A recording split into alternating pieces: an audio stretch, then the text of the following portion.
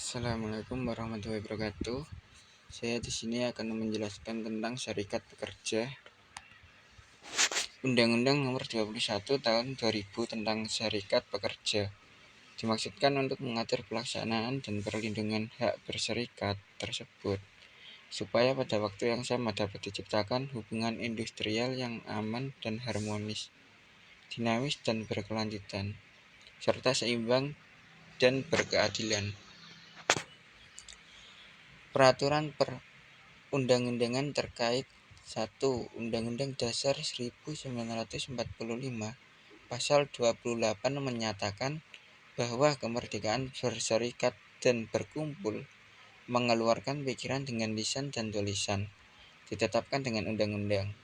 2. Undang-Undang Nomor 21 Tahun 1954 tentang Perjanjian Perburuan antara Serikat Buruh dan Majikan. 3. Undang-Undang Nomor 18 Tahun 1956 tentang ratifikasi Konvensi ILO Nomor 98 Tahun 1949 mengenai hak berserikat dan berundingan bersama.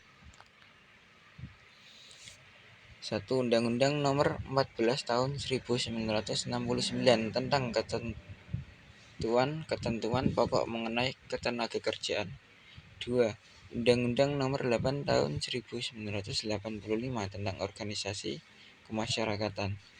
3. Undang-Undang Nomor 25 Tahun 1997 tentang ketenagakerjaan, pelaksanaannya ditangguhkan. 4. Keputusan Presiden Nomor 83 Tahun 1998 tentang ratifikasi Konvensi ILO No. 87 Tahun 1948 mengenai kebebasan berserikat dan perlindungan hak untuk berorganisasi. Undang-Undang Nomor 39 Tahun 1999 tentang Hak Asasi Manusia.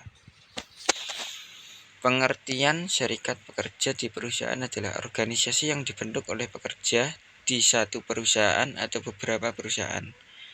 Serikat pekerja pada dasarnya didirikan di satu perusahaan, akan tetapi serikat pekerja dapat juga didirikan di beberapa perusahaan yang mempunyai keterkaitan, misalnya satu perusahaan dan anak-anak perusahaannya.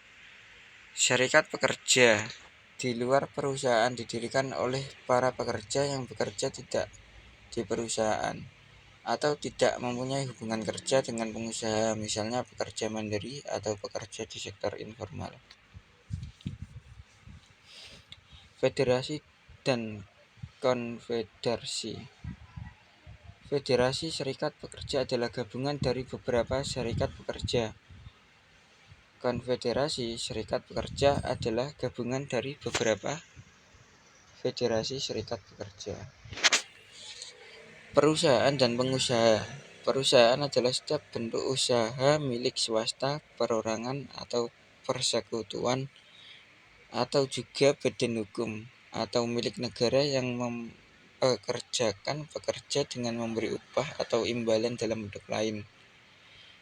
Pengusaha adalah orang perseorangan, persekutuan, atau badan hukum yang menjalankan atau mengelola perusahaan milik sendiri atau milik orang atau badan lain.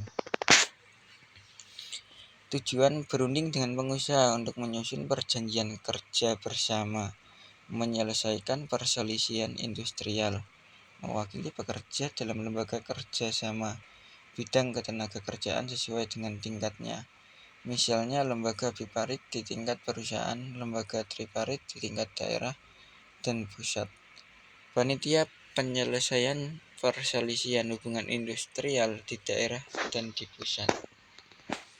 Bersama mitra sosial pengusaha ikut menciptakan hubungan industrial yang harmonis, dinamis, dan berkeadilan, menampung, menyalurkan, dan memperjuangkan aspirasi dan kepentingan pekerja, merencanakan dan bertanggung jawab atas pelaksanaan pemogokan sebagai upaya terakhir memperjuangkan kepentingan pekerja sesuai dengan peraturan perundangan yang berlaku. memperjuangkan pemilikan saham di perusahaan.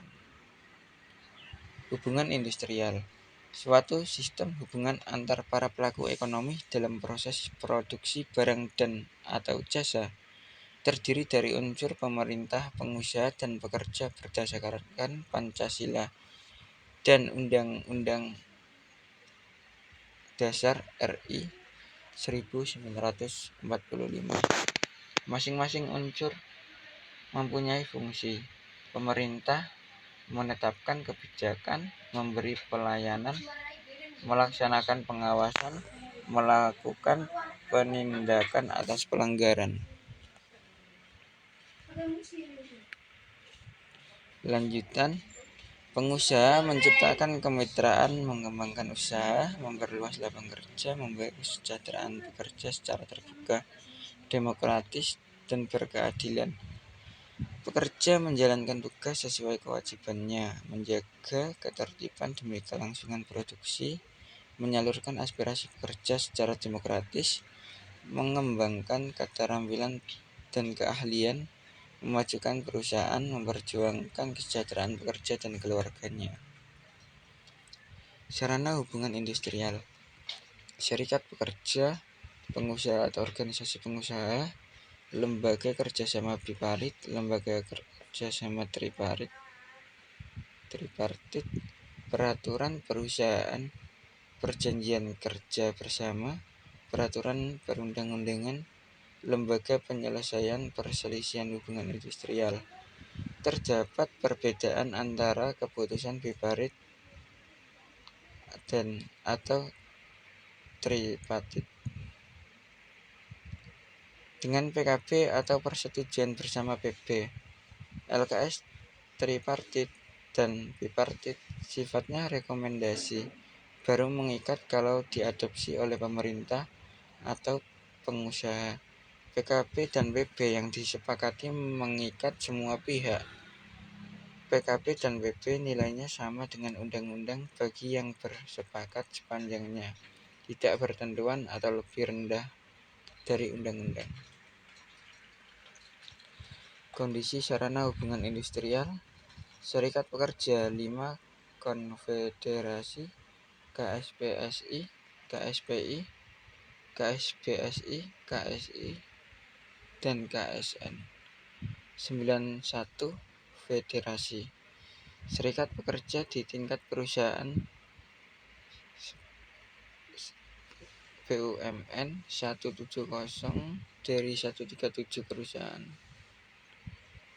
Pekerja yang ikut serikat pekerja, PKB, peraturan perusahaan, PHK, mediasi, LKS bipartit, pengawas, K3, norma kerja, kebutuhan, kekurangan, kecelakaan.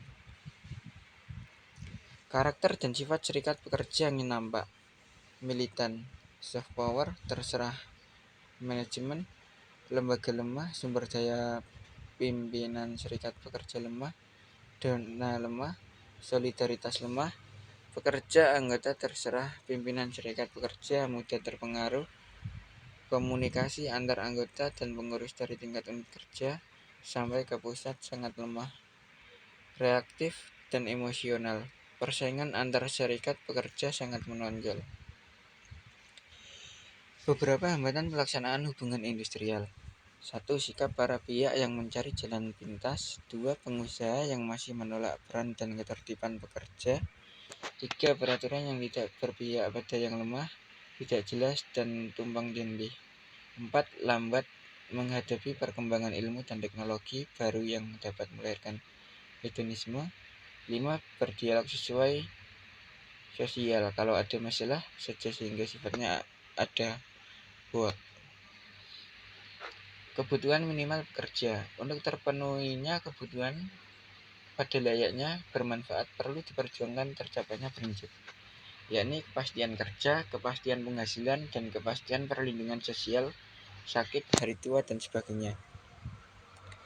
Tidak mudah memang, tetapi setidaknya kepastian di atas harus dimulai dan dimasukkan dalam perjanjian kerja bersama, sekaligus mengefektifkan kinerja LKS bipartit dan diarahkan pada terciptanya damai dan tenang dalam kegiatan industri, pengembangan program keselamatan kerja, produktivitas, dan sebagainya. Hanya harus hati-hati hal berkaitan dengan pengorganisasian pekerja, besaran upah, penyelesaian sengketa, perjanjian kerja bersama adalah fungsi syarikat pekerja. Membangun kapasitas syarikat pekerja. Komunikasi dengan anggota, tetapkan struktur organisasi di perusahaan untuk memudahkan penanganan masalah, konsolidasikan dana organisasi dengan baik, latih petugas organisasi menurut bidang yang dibutuhkan seperti kesekretariatan, peraturan perundang-undangan, pengupahan, keselamatan kerja, produktivitas, dan sebagainya yang menjadi kebutuhan mendukung perjuangan organisasi. Dukungan solidaritas anggota, terkonsolidasinya dana, perbaikan kualitas administrasi, perbaikan mutu fungsionalis, menjadikan organisasi kuat, utuh, dan solid. Organisasi yang terorganisir dengan baik, fungsionarisnya berkualitas, hubungan anggota dengan pengurus solid, pengelolaan dana dengan baik, menjadikan organisasi dipandang orang lain, selalu mengadakan evaluasi hasil kinerja untuk pembangunan, perubahan, pengembangan, langkah atau mempertahankan hasil yang sesuai dicapai. Sosial dialog, musyawarah diskusi tentang masalah yang dihadapi bersama di antara pihak untuk memecahkan persoalan dengan pengembangan ke depannya. Instrumen sosial dialog, serikat pekerja, pengusaha, pemerintah, LKS, tripartit, LKS, bipartit. Sosial dialog baru berjalan dengan baik bila ada kesetaraan, equality, saling percaya, mutual trust, saling menghargai, mutual respect, rasa kebersamaan, sense of togetherness, terbuka, transparansi, ada komitmen yang kuat. Terima kasih. Sekian penjelasan dari saya. Assalamualaikum warahmatullahi wabarakatuh.